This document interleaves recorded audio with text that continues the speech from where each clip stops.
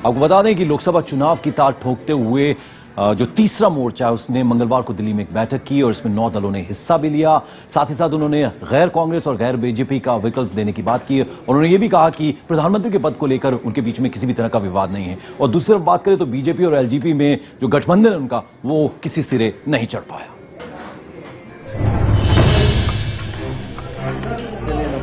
मंगलवार को दिल्ली में जारी 2 सियासी सरगर्मियों पर सबकी नजर थी।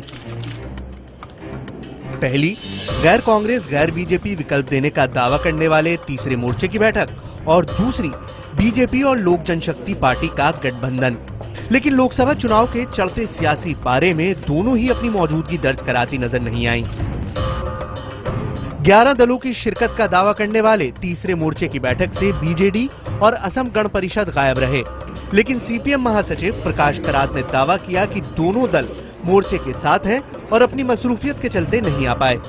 तीसरे मोर्चे में प्रधानमंत्री पद की हसरत रखने वाले नेताओं का जमावड़ा है, लेकिन दावा है कि हसरत मोर्चे के मकसद का रोड़ा नहीं बनेगी।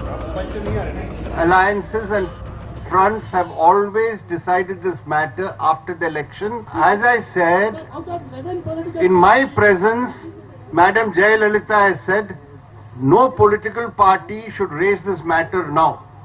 These are matters we'll decide later. वैसे बीजेपी और कांग्रेस दोनों ही पार्टियां तीसरे मोर्चे को मौसमी बुखार से ज्यादा कुछ नहीं मान रही। उधर रामविलास पासवान की पार्टी का बीजेपी से गठबंधन मंगलवार को भी नहीं हो पाया। सूत्रों के मुताबिक लोक जनशक्ति पार्टी बिहार में 7 सीटें मांग रही है, लेकिन बीजेपी 5 सीटों से ज्यादा पर राजी नहीं है। ऐसे में बिहार की सियासत में नया समीकरण बनता नजर आ रहा है। ये गठबंधन अधर में ही लटकता नजर आ रहा है। बीजेपी से कोई बातचीत नहीं चल रही है। हम लोग की जो अब आगे की रणनीति होगी वो सिर्फ और सिर्फ पार्लियामेंट्री बोर्ड डिसाइड करेगा उसको मिलकर, और ये बैठक जिस दिन होगी उसके बाद ही ये निर्णय लिया जाएगा। अभी ऐसी कोई बैठक नहीं। चुनावी मौसम में सियासी समीकरणों के बनने और बिगड़ने की कोई गारंटी नहीं। लोकसभा चुनाव से पहले तीसरा मोर्चा जितनी तेजी से बन रहा है, विश्लेषक कहते हैं कि सत्ता सामने देख उतनी ही तेजी से बिखरेगा भी। कैमरामैन केडी के साथ अरुण सिंह, दिल्ली, IBN 7।